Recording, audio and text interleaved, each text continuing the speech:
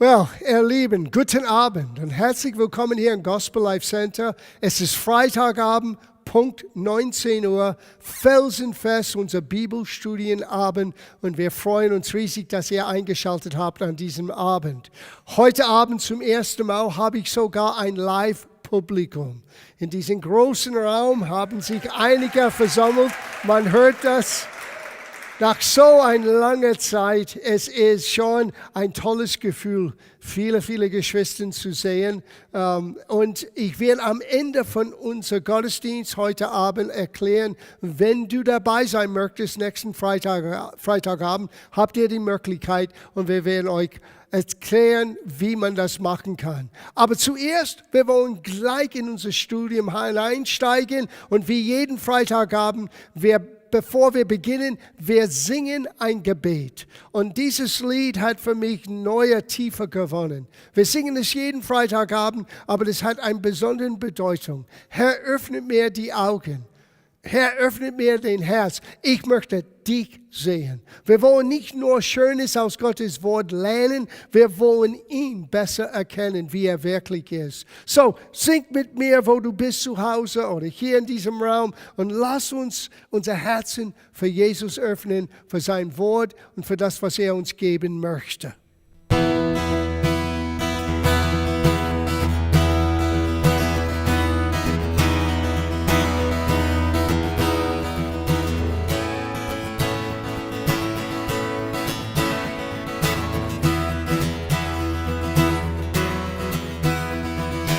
Öffne du mir die Augen, öffne du mir das Herz, und ich will dich sehen, und ich will dich sehen. Öffne du mir die Augen, öffne du mir das Herz, und ich will dich sehen. Ich will dich sehen,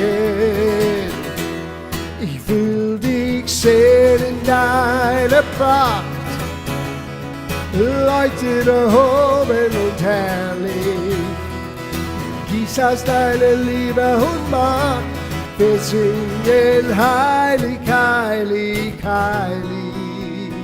Herr, öffne du mir die Augen, und öffne du mir die Augen. Öffne du mir das Herz, und ich will dich sehen, ich will dich sehen. Öffne du mir die Augen, öffne du mir das Herz, und ich will dich sehen, ich will dich sehen. Ich will dich sehen in deiner Pracht, leuchtet erhoben und herrlich, gieß aus deiner Liebe und Macht, wir singen heilig, heilig, heilig, wir singen heilig zusammen, und heilig, heilig, heilig, heilig, heilig, heilig. In heilig, heilig, heilig, ich will dich sehen. In heilig, heilig, heilig, in heilig, heilig, heilig, in heilig, heilig, heilig, ich will dich sehen. Jesus, wir wollen dich sehen. Und wir danken dir, dass du den Heiligen Geist uns gegeben hast, damit wir dich wirklich sehen können, wie du wirklich bist. Gib uns Licht und Einsicht heute Abend durch dein Wort, und wir geben dir Dank im Voraus für das, was wir lernen dürfen an diesem Abend. Amen. Amen. Well, ihr dürft Platz nehmen, falls ihr zu Hause aufgestanden hatten, und hier in diesem Haus. Wir nehmen nicht nur unsere Plätze, wir holen unsere Bibeln oder iPads oder Laptops oder was immer du benutzt, Gottes Wort zu studieren. Wir nehmen es aus Und wir gehen zurück zu unser Hauptthema, unser Hauptschriftsteller in Epheserbrief Kapitel 6. Na, heute Abend ist der 12. Lektion in diesem großen Thema geistlicher Vollmacht.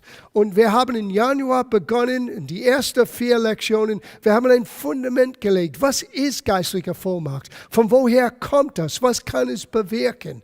Und dann haben wir begonnen über die Tatsache, dass im Gebet allermeist wird diese Vollmacht ausgelebt. Und wie wichtig es ist, dass wir verstehen, was heißt die Bibel über den Taufe im Heiligen Geist oder wie es heißt, im Geist zu beten. Und das hat uns geführt zu Epheserbrief Kapitel 6, wo wir diese Schriftsteller zuerst gesehen haben, bete jederzeit im Geist. Und so wir haben begonnen, vor einigen Wochen diese Waffenrüstung Gottes ganz genau anzuschauen. Was heißt das praktisch für uns? Und wir haben bisher eure Lenden umgürtet mit Wahrheit, das haben wir studiert, den Panzer der Gerechtigkeit studiert, die Füße gestiefelt mit Bereitwilligkeit, die frohe Botschaft des Friedens zu verkündigen, den Schild des Glaubens, den Helm des Heils, das war letzten Freitagabend, wie wichtig es ist, dass wir unsere Gedanken erneuern zu Gottes Wort. Und heute Abend, das, was am meisten in dieser Waffenrüstung Gottes uns zu agieren hilft, das Schwert des Geistes. Was ist dieses Schwert des Geistes? Wie kann ich dieses Schwert des Geistes ganz realistisch und ganz praktisch in meinem Leben benutzen? Und was bewirkt das? Well, das ist unser Thema heute Abend. Und es heißt hier, und das ist Vers 17, und nehmet das Schwert des Geistes, nämlich das Wort Gottes. Na, es geht weiter und wir werden am Ende heute Abend ein bisschen weiter lesen, aber wir wollen beginnen hier mit dieses Schwert des Geistes, nämlich das Wort Gottes. Das Wort Gottes ist das, was Gott uns anvertraut hat, um ihn zu kennen, sein Wille, seine Absichten, was ihm gefällt zu erkennen, aber auch es ist ein geistlicher Waffe. Es gibt uns die Fähigkeit, dieses geistliche Vollmacht auszuüben in einer sehr praktischen Art und Weise. Und der beste Beispiel, wie man diesen Schwert des Geistes wirklich in der Realität sehen kann, wie man es benutzen kann, lernen wir von den Meister selber. Wie Jesus diesen Schwert des Geistes benutzt hat und gegen den Feind effektiv ihn besiegte. Und wir können von seinem Beispiel eine Menge lernen. Ich dachte an viele Filme, die ich gesehen habe, wo du merkst, junge Menschen, die wollen später, wenn es in dem Mittelalter war, sie wollen Ritter sein. Und es gab immer diese Schule, wo sie lernen, mit dem Schild umzugehen und dem Schwert umzugehen. Weil so ist das auch im Geist. Gott hat uns diesen Schwert anvertraut. Aber wir müssen wissen und lernen, wie kann ich mit diesem Schwert umgehen. Und von dem Meister selber zu lernen, ist der beste Ort. So, wir gehen zu Lukas Kapitel 4. Kein besserer Abschnitt in dem Neuen Testament, wo wir sehen ganz praktisch, ganz effektiv, wie Jesus diesen Schwert des Geistes genommen hat und Vollmacht ausübte durch den Schwert des Geistes. Es ist Lukas Kapitel 4, Vers 1. Jesus aber vom Heiligen Geistes kehrte vom Jordan zurück und wurde vom Geist in die Wüste geführt und 40 Tage vom Teufel versucht. Du sagst, das klingt komisch. Warum hat Gott ihn so geführt? Well, vergesse nicht, Jesus ist hier mit einer göttlichen Mission. Er hat eine Absicht, zurückzugewinnen, was die erste Adam verloren hat. Und für die schon den letzten 12 Lektionen mit uns erlebt haben, ihr versteht das ein bisschen besser, was hier gemeint ist. Der erste Adam wurde geschaffen in Gottes Ebenbild. Er wurde gekrönt mit Herrlichkeit, Ehre und Pracht. Und das wurde alles weggenommen von ihm. Nicht, dass Gott das weggenommen hat, sondern der Feind, der Teufel, hat ihn beraubt von dieser Vollmacht und dieser Fähigkeit, Gottes Autorität auszuüben, als er diesen Verlockerung, dieses Versuchung eingegangen ist. Und das war für ihn und für uns alle als Nachkommen Adams den großen Fall, den Sündenfall. So ist die Welt, wie es jetzt ist, wegen Adams Übertretung. So ist there so viel Leid und so viel Probleme in der Welt. Es ist nicht so schwer zu verstehen. Gott hat uns diese Erde, wir Menschen, anvertraut und wir haben das, was Gott uns anvertraut hat, weggeworfen. Wir haben es abgegeben. Aber Gott, dank sei Gott, hat einen Plan gehabt. Er sandte seinen Sohn, uns nicht nur Gott zu zeigen, wie er wirklich ist, sondern auch einen Preis zu zahlen, damit wir zurückgewinnen können, was den ersten Adam verloren hat. So hier kommt Jesus. Na, man muss verstehen, man muss die Realität wirklich anschauen. Seit Tausenden von Jahren hat der Teufel gewartet auf diesen Moment. Sieh, Gott hat ihm im Garten Eden gesagt, dass die Same des Fraus wird dein Kopf zertreten. Er wusste, einer wird kommen und er wird alles wegrauben, was ich selber gerade jetzt gestohlen habe. Und er wusste nicht, wer ist das? Ist das Kain? Ist das Abel?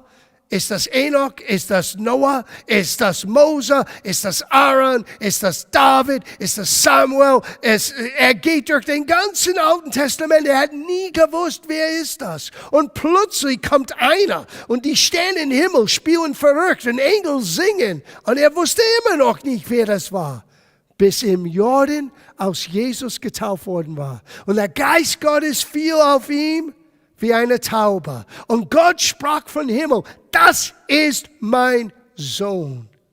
Und so Jesus musste in diesen Zweikampf, könnte man sagen, für uns und unser Willen hineingehen. Er ist da als den letzten Adam, der zweite Mensch. Später schauen wir das an. Das Neue Testament hat ihn genauso bezeichnet. Und als unser Stellvertreter, er kam, um das zurück zu gewinnen, was die erste Adam verloren hat. Und du wirst gleich merken, die erste Versuchung, es hat zu tun mit etwas zu essen. Genau was geschehen ist im Garten. Vor Tausenden von Jahren wird Jesus hier versucht. Aber er hat etwas anderes und er hat anders reagiert als den ersten Adam. Er hat etwas anderes getan, etwas anderes ausgeübt, was ich bin sicher, der Teufel völlig aus den Bahn geworfen hat. Lesen wir das zusammen. Und er aß nichts in jedem Tage. Und als sie zu Ende waren, hungerte ihn.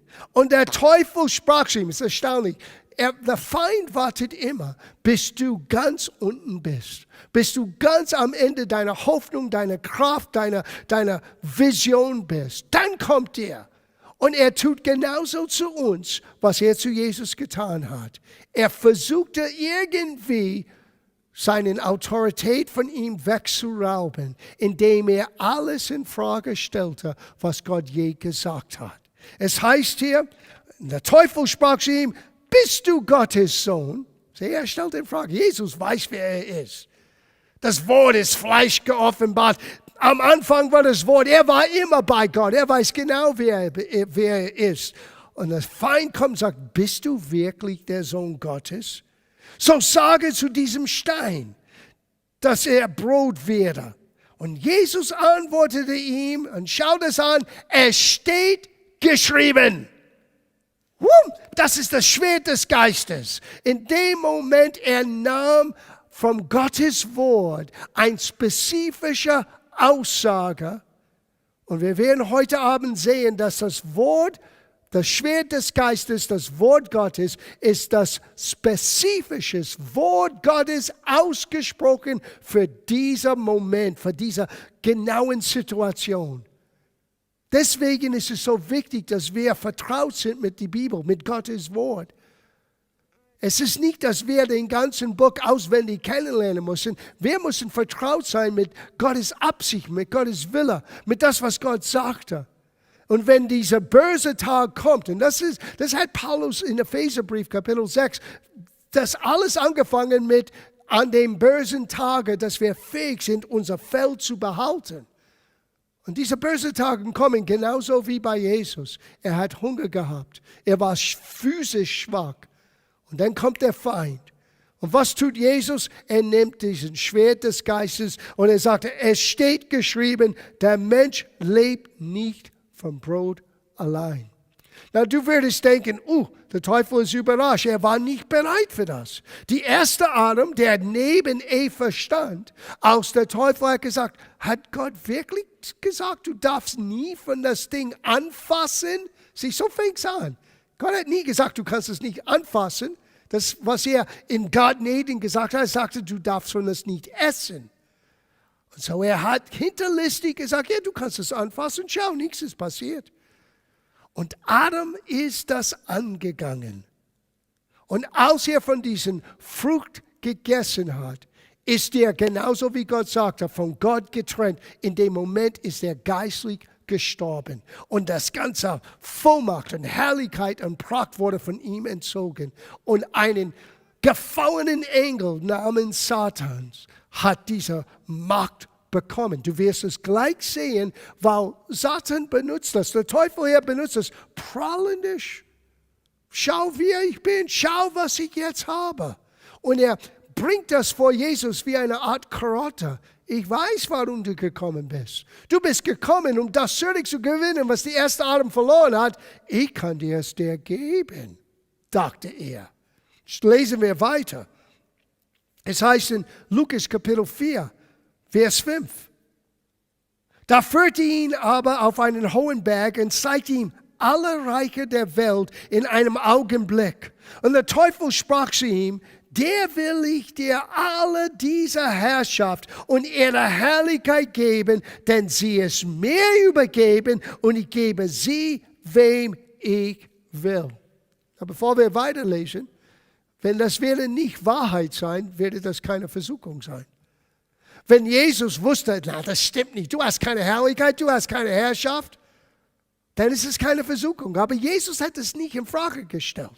Jesus wusste, dass die Herrlichkeit und die Herrschaft, die der Teufel hatte, war eigentlich unsere Herrschaft, unsere Herrlichkeit, die Gott uns ursprünglich als Nachkommen Adams gegeben hat. Aber die erste Adam hat es verloren. Aber dank sei Gott, der letzte Mensch, der letzte Adam, meine ich, der zweite Mensch, er ist gekommen. Und schau, wie er gegen diese Versuchung widerstanden hat. Es heißt hier, wenn nun du vor mir anbietest, so soll alles dein sein. Und Jesus antwortete und sprach zu ihm, hebe dich weg von mir, Satan, denn es steht geschrieben. Das Schwert des Geistes genommen. Du sollst den Herrn, deinen Gott, anbeten und ihm allein dienen. Das war schon eine Überraschung. Er war nicht bereit, das zu hören. So er geht noch weiter und das ist für uns eine heikle Situation. Der dritte Versuchung ist, was er oftmals mit uns Christen versucht. Well, wenn ich nicht mit meinem Verlocken ihm irgendwie abbringen kann von dem Plan und Absicht Gottes, dann werde ich versuchen, die Bibel zu benutzen. Ich werde einen falschen Auslegung geben und schauen wir mal, ob er dieses schluckt und selber gebunden wird. Schauen wir das an. Wir lesen weiter in Lukas, Vers 9. Er aber führte ihn gegen Jerusalem und stellte ihn auf einen Zinne des Tempels und sprach zu ihm, bist du Gottes Sohn, so stürze dich von hier hinab, denn es steht geschrieben. Now, das ist interessant. Als der Teufel Gottes Wort zitierte, war es kein Schwert des Geistes. Es war nur Allgemeinwissen. Und er versuchte mit das Allgemeinwissen aus der Bibel, Jesus in eine Falle hineinzuführen. Weil es steht geschrieben, er wird seinen Engel deinethalben Befehl geben, dich zu behüten. Und sie werden dich auf den Händen tragen, damit du nicht etwa deinen Fuß an einen Stein stoßest. Das stimmt, das ist wirklich in den Psalmen. So heißt das dort. Aber Jesus antwortete und sprach zu ihm, es ist gesagt. Und dann wurde ein spezifisches Wort für diesen Moment. Man könnte das so sagen, es steht aber auch geschrieben, du. Es ist auch in den Psalmen, aber es steht auch geschrieben, du sollst den Herrn, deinen Gott, nicht versuchen. Na, das war auch ein Hammer. Weil der Teufel versucht, Gott im Fleisch in Versuchung zu bringen. Und Jesus mit diesen dritten Versuchung hat uns etwas beigebracht, wie wir zu dem Wort Gottes gehen können und aus das Wort Gottes das, was wir nennen, das Schwert des Geistes nehmen. Now, wir müssen verstehen hier, was hier gemeint ist. Und für die, die schon länger dabei sind, in den letzten Wochen, wo wir das studiert haben, Paulus hat Timotheus gesagt, es ist unsere Aufgabe, das Wort Gottes richtig zu schneiden. Ich lese das nochmals, 2. Timotheusbrief, Kapitel 2, Vers 15. Gib dir Mühe. Sieh, das tun wir heute Abend.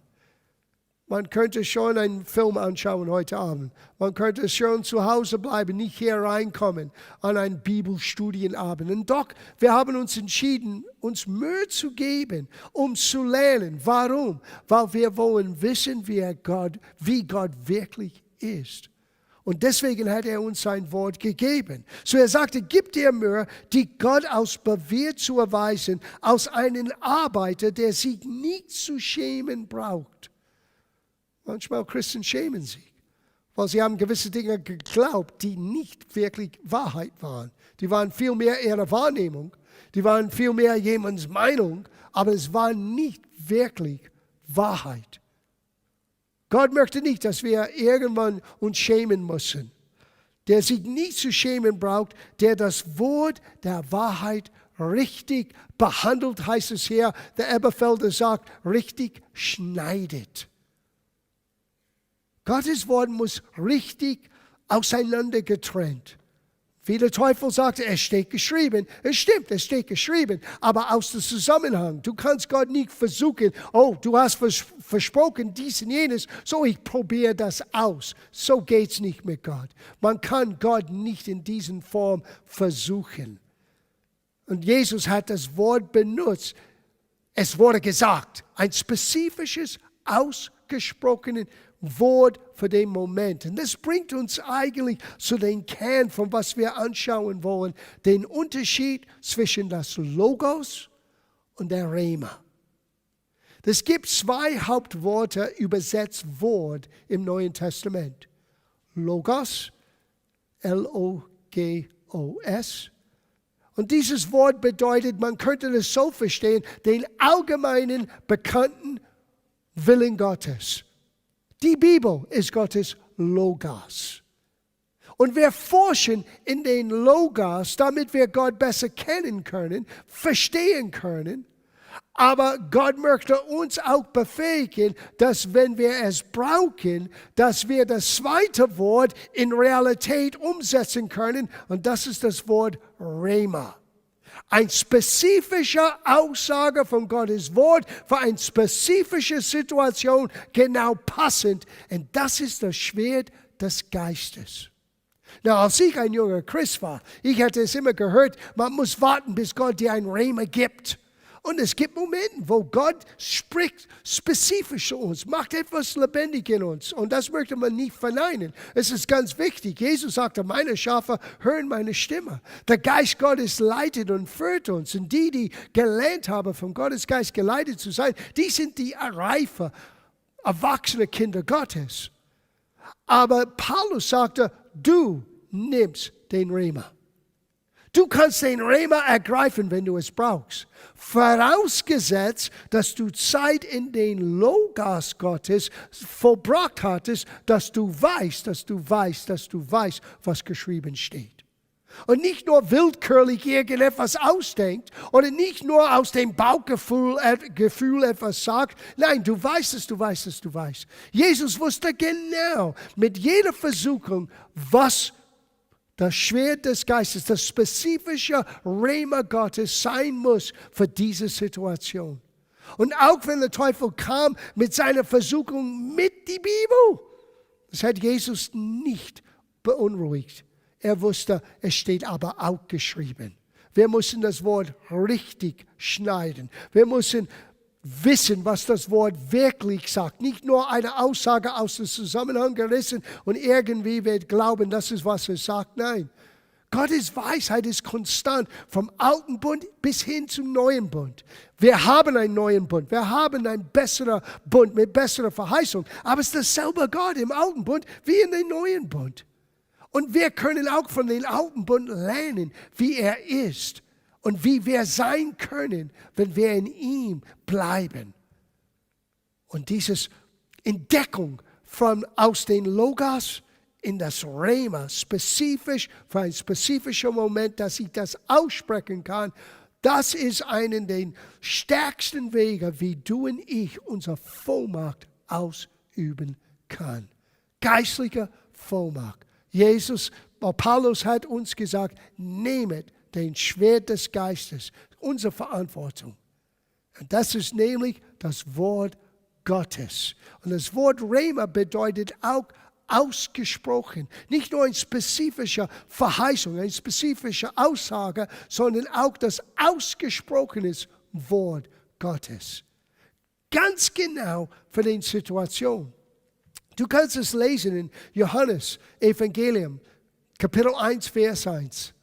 Im Anfang war das Wort, das ist das Wort Logos, das allgemeine Willen Gottes. Und das Wort war bei Gott und das Wort war Gott.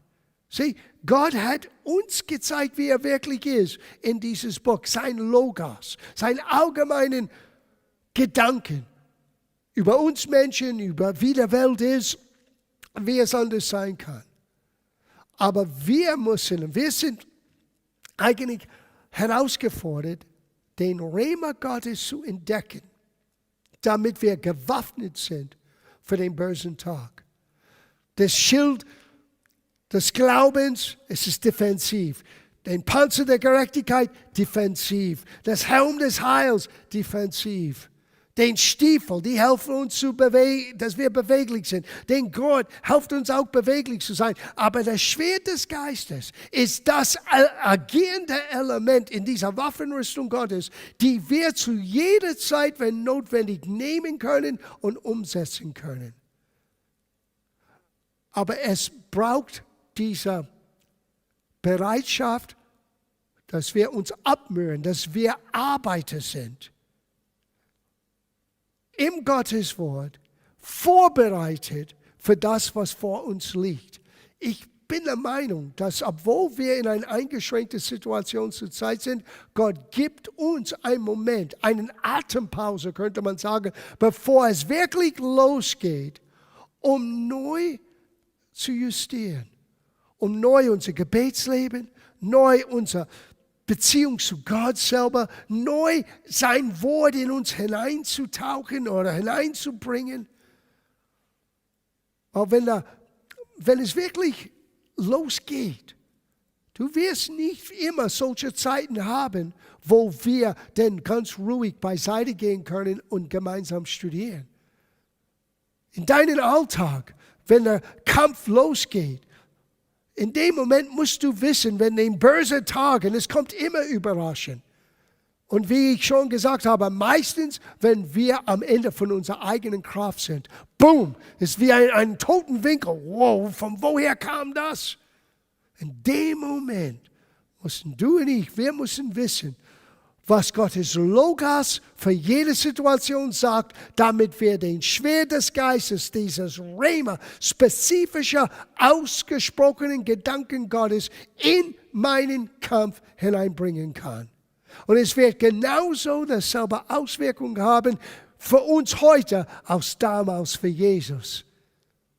Es steht geschrieben. Es steht geschrieben. Es steht geschrieben. Der Rema Gottes ist Gottes Waffe, die er uns anvertraut hat, damit wir fähig sind, den Feind zu besiegen.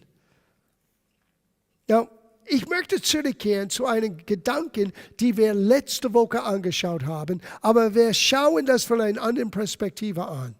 Wir haben über Gedanken letzte Woche gesprochen, weil unser Thema war das Helm des Heils. Aber lass uns Jesaja 55 ein bisschen genauer anschauen bezüglich, was wir gerade gehört haben, diesen Schwert des Geistes. Vers 10 und Vers 11 wollen wir lesen. Denn gleich wie der Regen und der Schnee vom Himmel fällt und nicht wieder dahin zurückkehrt, und er habe dann die Erde getränkt und befruchtet und zum Grünen gebracht, dass sie dem Seemann Samen und den Hungrigen Brot gibt, also soll das Wort, das aus meinem Munde geht. Und jetzt geht's los. Gott sagt, es gibt einen Rema, der aus mein Mund gekommen ist. Das ausgesprochene Wort, was ich ausgesprochen habe, es soll nicht leer zu mir zurückkehren, sondern ausrichten, was mir gefällt und durchführen, wozu ich es sende. 2 Worte, das ihr seht heute Abend. Hier ausrichten und durchführen. Gottes Wort wird das ausrichten, Gottes Wort wird das durchführen. Wenn ihr das ergreift, wow, es ist nicht meine Muckis, es ist nicht meine Geistlichkeit, es ist nicht wie ich bin, nein, es ist das Wort. Es wird nicht zurück zu Gott leer kommen, nein, es wird ausführen und es wird das durchführen, wozu Gott es gesandt hat. Aber das Wort muss in uns Fleisch gewinnen. Wenn wir reden von Jesus, das Wort, das Logos, der allgemeinen Willen Gottes, Gott im Fleisch uns Menschen gezeigt, lebte unter uns und das Wort ward Fleisch. Im Grunde genommen, das Wort muss in uns Fleisch gewinnen. Es muss ein Teil von uns sein. Und dann in eine spezifische Herausforderung, wenn wir das Wort loslassen, das Rema, das ausgesprochene Verheißung Gottes für eine spezifische Herausforderung, dann ist es nicht leere Worte. Es ist nicht nur ein netter Bibelspruch. Es ist nicht nur eine Hoffnung, dass etwas passiert. Nein, es ist das Schwert des Geistes. Und wenn dieses Schwert losgelassen wird, Gott sagte, es wird ausrichten und durchführen. Und ich bin so froh, es ist Gott, der über sein Wort wacht. Er ist derjenige, der die Garantie ist, dass es ausgeführt werden und durchgeführt werden. Und es wird zustande kommen, wozu Gott es gesandt hat. Das Schwert des Geistes. So, ich möchte an dieser Stelle einen Tick weiter lesen, weil ich glaube, dass Paulus wollte hier etwas andeuten, die wir unbedingt begreifen müssen. Ich habe festgestellt, dass diese Waffenrüstung Gottes ist allermeist wirksam in meinem Leben, wenn ich in Gebet bin. Nicht einschränkend auf Gebet. Oftmals brauche ich das Schwert des Geistes mitten in meinen Alltag. Yes. Aber meistens wird alles zusammenwirken, wenn ich auf meine Knie gehe und beginne zu beten. Und ich merke, mit wem ich zu tun habe. Mit wem ich zu tun habe im Gottes Wort, aber auch mit wem ich zu tun habe, was Paulus erwähnte, der Fürstentum und Gewalt. Der Herrscher in den himmlischen Regionen. Die Mächte, die versuchen, Gottes Wille zu stoppen und zu hindern. Und im Gebet, Gott gibt uns eine Waffenrüstung. Und es heißt, und ich möchte das jetzt nochmal lesen. Wir lesen nochmal ab Vers 17.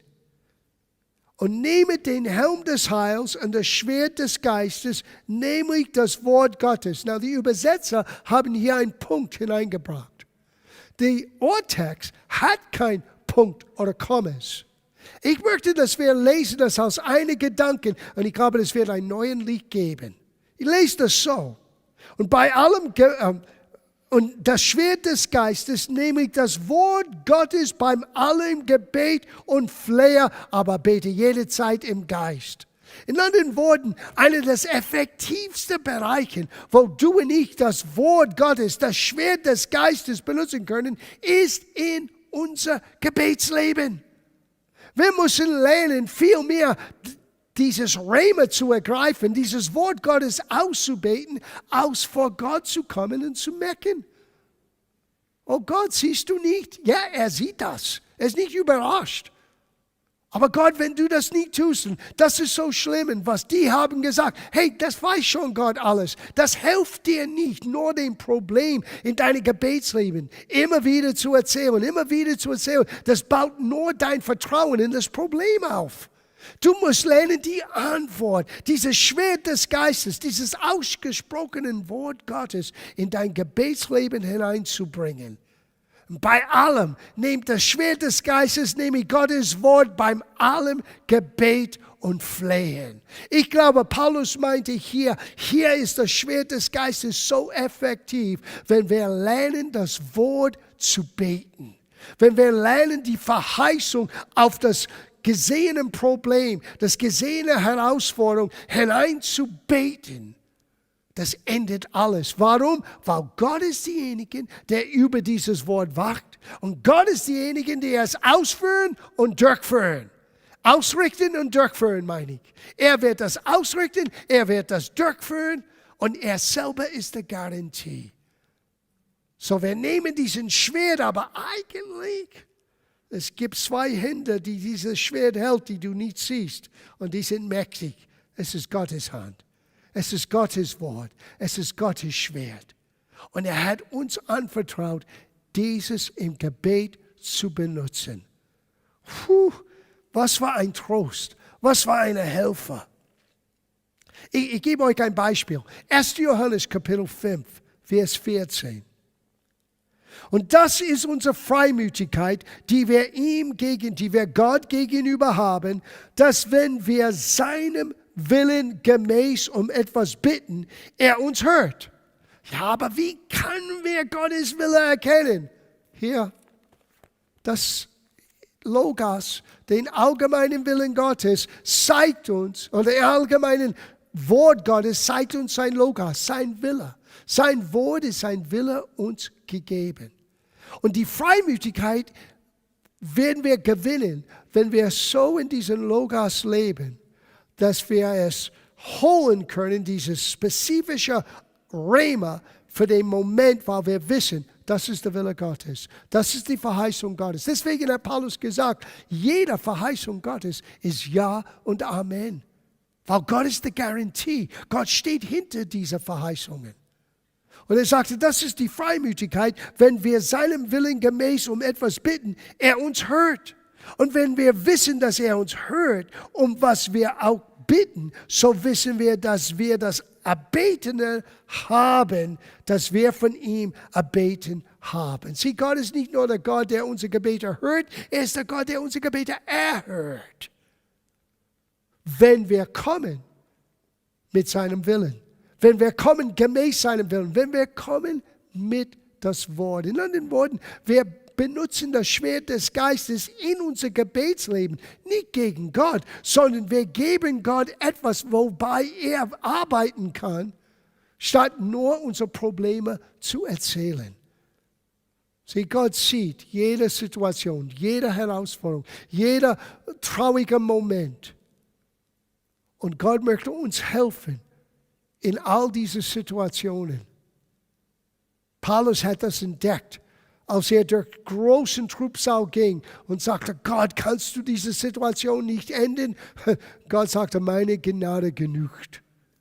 Und Paulus hat es am ersten Mal nicht verstanden. Es musste 3-mal kommen, bis er gemerkt habe, okay, jetzt verstehe ich.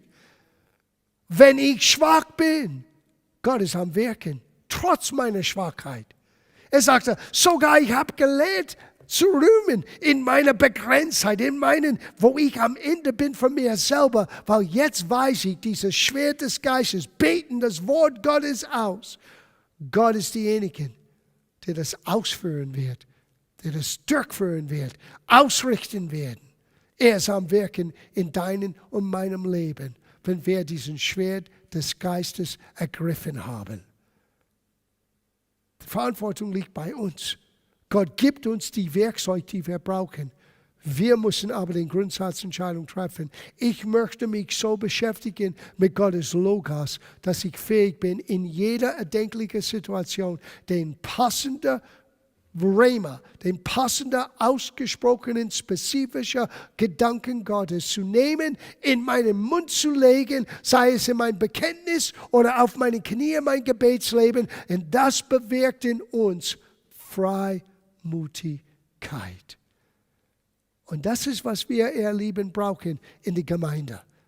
Dieses Kühnheit Gott gegenüber, dieses Kühnheit dieser Welt gegenüber, dieses Kühnheit jeder erdenklichen Situation. Sieh, ich bin völlig überzeugt, wenn all das vorbei ist und man tut, was man weiß, was man tun muss, man benutzt gesunden Menschenverstand, aber in mir ist ein übernatürlicher Wissen. Wir werden durch das kommen, wir werden besser sein, Gott ist am Wirken in unser Leben und wenn alles vorbei ist, wir werden sagen, Gott, wir hatten es nie gedacht, dass das und jenes und alles geschehen könnte, aber du hast das im Vorfeld gesehen. Was der Teufel dachte, uns auseinanderbringen würden, uns jeder in sein eigenes Haus, der ganzen Gesellschaft, die ganzen Kirche, eigentlich Jesu Christi beieinander, voneinander trennen.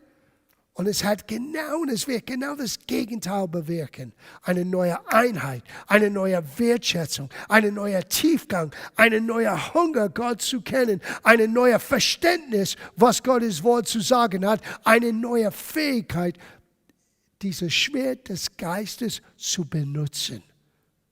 Es steht geschrieben. Wow. Freimütigkeit ist uns so notwendig. Und ich schließe ab mit, was Paulus sagte. Er sagte hier, wir lesen das zu Ende. Er sagte hier, bei allen Gebet und Flehen, aber betet jede Zeit im Geist und wachet zu diesem Zwecke in aller Anhalten und Flehen für alle Heiligen. Das heißt für alle Christen, aber er geht ein Stück weiter. Vers 19, auch für mich. Na, wozu?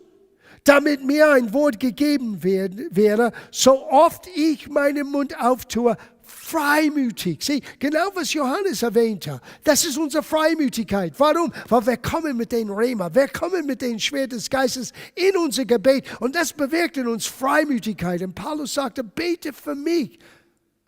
Und ich sagte selber, bete für John, bete für Stefan, bete für jeder von uns, die berufen sind, das Wort zu verkündigen. Warum? Damit wir unsere Freimütigkeit nie verlieren. Damit wir diesen Kühnheit Gott gegenüber und den Menschen gegenüber und den Situationen gegenüber, damit man fähig ist, hier zu sitzen und dir zu sagen, nicht meinen Traum, sondern wirklich von Gottes Herz zu sagen, das wird ein Ende haben und wir werden alle besser sein, als bevor es begonnen hat. Das kann ich sagen mit aller Freimütigkeit. Warum? Weil ich ihn kenne.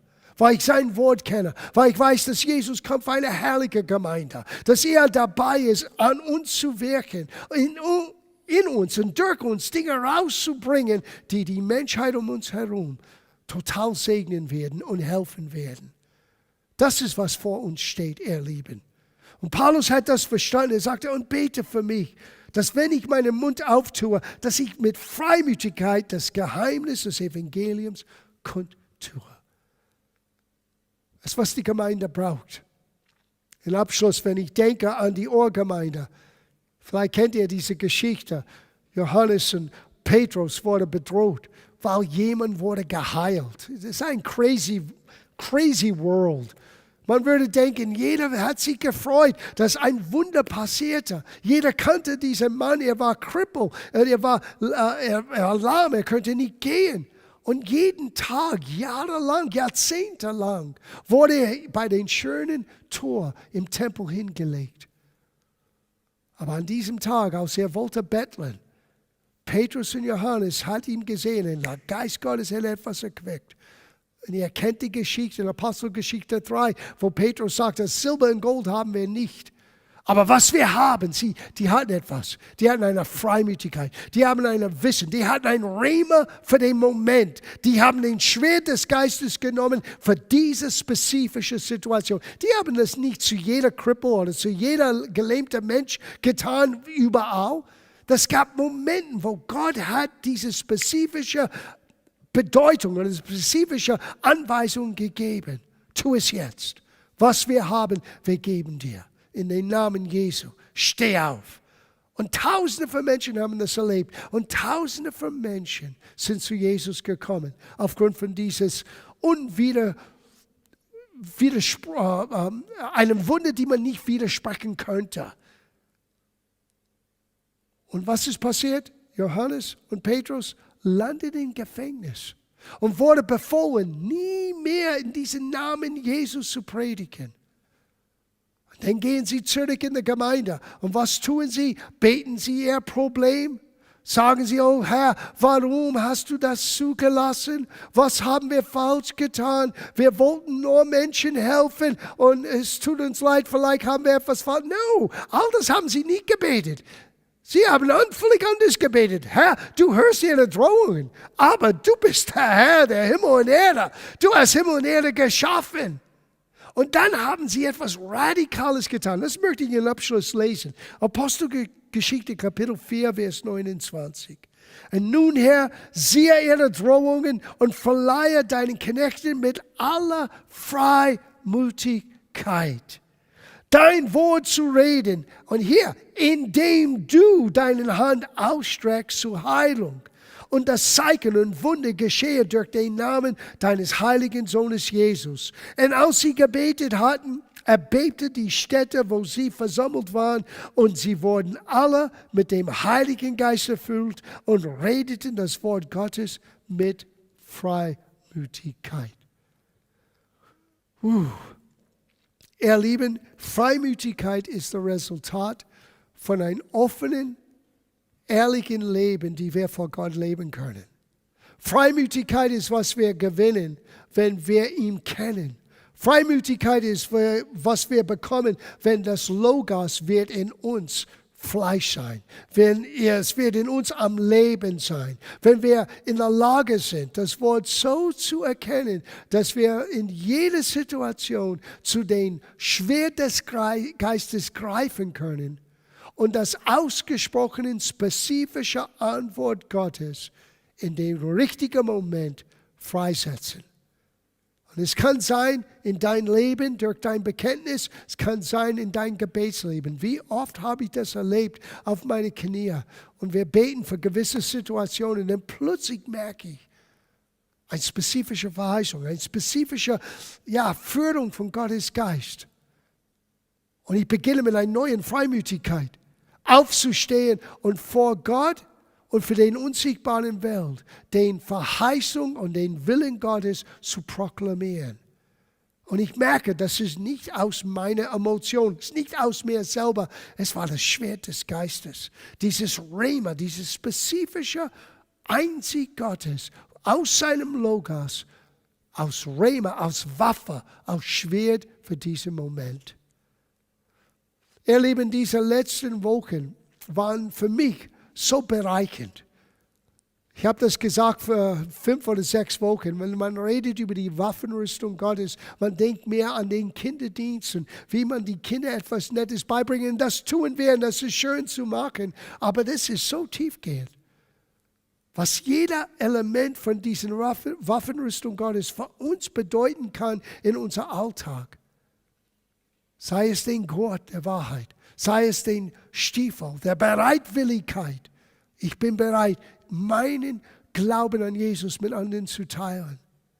Sei es dieser Panzer der Gerechtigkeit, mein Herz zu beschützen, dass kein Verdammnis und keine Minderwertigkeitsgefühle kommt in meinem Leben, trotz meiner Menschlichkeit und trotz meiner Fehler. Ich bleibe und du bleibst auch die Gerechtigkeit Gottes in Christus. Wegen das, was er am Kreuz getan hat, nicht wegen unserer Leistung. Und dann diesen Helm des Heils. Oh, wo der Feind versucht mit feuriger Pfeile uns kaputt zu machen mit Lügen und falscher Denkweise. Und du kannst es widerstehen, weil du lernst, deinen Gedanken zu erneuern, zu das, was Gottes Gedanken sind. Gott sagt, meine Wege sind nicht eure Wege, weil eure Gedanken sind nicht meine Gedanken. Du kannst diesen Spieß umdrehen. Wenn seine Gedanken wird deine Gedanken sein, deine Wege werden beginnen, auch in Einklang zu sein mit seinen Wegen. Deswegen hat er uns sein Wort gegeben. Lass uns nicht eingehemmt durch diese Welt, hat Paulus gesagt. Lass uns durch die Erneuerung unseres Sinnes eine Verwandlung erleben. Dass das, was wir sind, innerlich sichtbar sein für alle um uns herum. Und du bist ein Kind Gottes, wenn Jesus dein Herr ist. Du bist mehr als Überwinder. Groß ist der in dir ist, als der in der Welt ist. Und nehmet diesen Schwert des Geistes, das Wort Gottes, in deinem Gebetsleben Freimütigkeit zu bewirken. Und in deinen Alltag, wenn es notwendig ist, wie Jesus, wenn der Feind kommt und sagt, hey, wenn du ein Kind Gottes bist, dann kannst du sagen, es steht geschrieben. Es steht geschrieben. Das Schwert des Geistes, es gehört dir. Well, ich hoffe, dass diese ganzen letzten 12 Lektionen war für euch hilfreich. Es war für mich wirklich, wie ich schon gesagt habe, eine Bereicherung, weil ich muss mich vorbereiten. Ich muss in das neu hineintauchen. Ich habe gemerkt, wow, so viele Dinge, die man über die Jahre lernt, aber wenn du das nicht frisch und neu angehst, wie leicht es kann von uns irgendwie flöten gehen. Aber wenn wir das ergreifen, wenn wir das neu erkennen, wenn wir das neu zum Herzen nehmen, wow, wie unser Leben und das Leben von Menschen um uns herum anders sein kann. So, ich habe mich gefreut, dass ihr dabei wart. Ich habe mich riesig gefreut, dass zum ersten Mal in all dieser Zeit viele Geschwister waren unter uns heute Abend, so viel, was erlaubt ist. Und alle mit 2 Meter Abstand und alle mit Masken. Oh, dank sei Gott, ich musste nicht selber eine Maske anziehen. Das wäre sehr schwer, so lang zu predigen. An dieser Stelle vielen, vielen Dank für eure Treue all diese Wochen. Als das alles begonnen hat, wir wussten nicht, wie werden wir das überleben. Wir hatten bis zu damaligen Zeit, Anfang März, nie einen Livestreaming-Gottesdienst veranstaltet. Wir hatten schon jahrelang Fernseharbeit gemacht, hier in München, lokalen Fernsehen, aber wir hatten nie ein Livestreaming gemacht. Ob wir das tun könnten, von der technischen Seite, auch von der Fähigkeit, das zu tun, es ist völlig anders. Heute Abend war es wirklich ein Genuss, Menschen um mich herum zu haben. Es ist ein bisschen anders. Wenn ich ein bisschen feuriger war, dann bitte hab Geduld mit mir, weil du bist anders, wenn Menschen da sitzen. Aber es ist mir dessen bewusst, dass du da bist, der da sitzt. Wenn ich in diese Kamera schaue, es gibt lauter Einzelmenschen oder ein Ehemann, Ehefrau, die zu Hause sitzen. Und ich weiß, dass Gott kommt zu euch, genauso wie Gott hier ist in diesem Raum, in eurer eigenen 4 Wände. Und das ist für uns so wertvoll. Und ohne eure Unterstützung, ohne euer Vertrauen, dass wir das auf die Beine bringen können und durchführen können, hätten wir nie und nimmer März oder April überlebt. Gott hat uns durch euch so reichlich gesegnet. Und so heute Abend, wenn du möchtest die Gemeinde helfen, wenn du möchtest dein Zehngaben, dein Opfergaben, den Herrn präsentieren, dann wir zeigen euch, wie man das machen kann. Du kannst es durch Banküberweisung, du kannst es durch PayPal machen. Zum ersten Mal heute Abend, wenn unsere Geschwister weggehen, die haben die Möglichkeit, selber ein Kuvert zu nehmen und dann selber in den Korb. Wir dürfen den Körper nicht durch den Reihen gehen lassen. Einiges lernen wir neu. Aber das Wichtigste von allem bei unserer Geberfreudigkeit, das ist in erster Linie ein Ausdruck von Dankbarkeit Gott gegenüber. Und ich merke, ich bekomme eure E-Mails und die Ermutigungen, dass ihr so dankbar seid für die Gemeinde. Aber im Grunde genommen, es ist, was Gott bewirkt durch die Gemeinde. Und das nimmt Gott aus Anbetung. Unsere Geberfreudigkeit ist eine Form von Anbetung. So in diesem Sinne, ich möchte für euch beten und lasst Gott euch leiten. Tu, was du in deinem Herzen hast zu tun. Und wir werden nicht nur Mai, Juni, Juli, wir werden so lange dranbleiben, das Wort verkündigen, bis diese Situation verendet ist. Und wir werden noch mehr machen als je zuvor, wenn das vorbei ist. Nichts wird uns zurückhalten, von das zu tun, wozu Gott uns berufen hat. Amen.